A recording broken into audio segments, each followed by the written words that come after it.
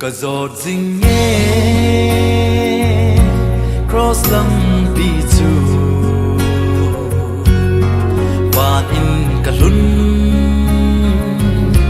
na ding a hi cả giọt dinh nghe ani tin in tuôn sốt in no van gam cả lun tê ding alam pi chu lam no hello linh lại khó về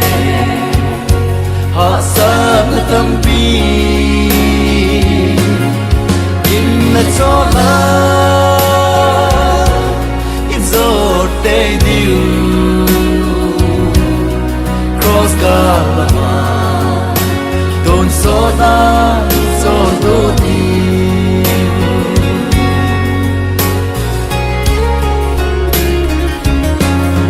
cross lam pi chu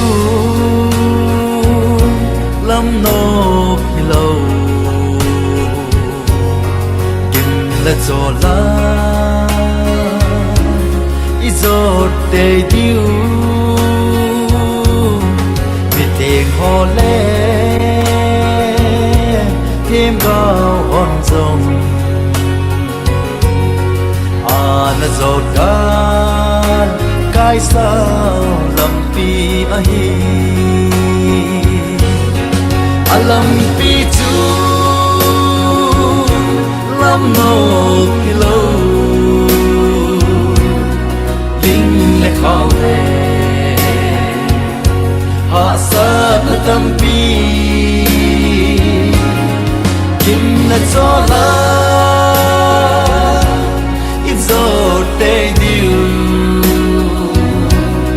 cross Galama tôn số ta rồi đua đi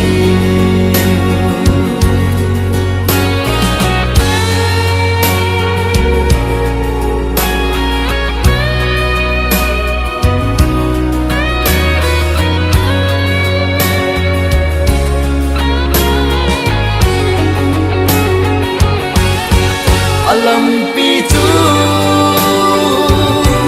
lam no hello linh lại khó về họ sợ là tâm pi nhưng là cho ta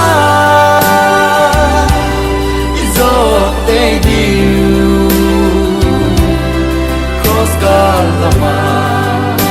tôn số ta sordo di cross Galama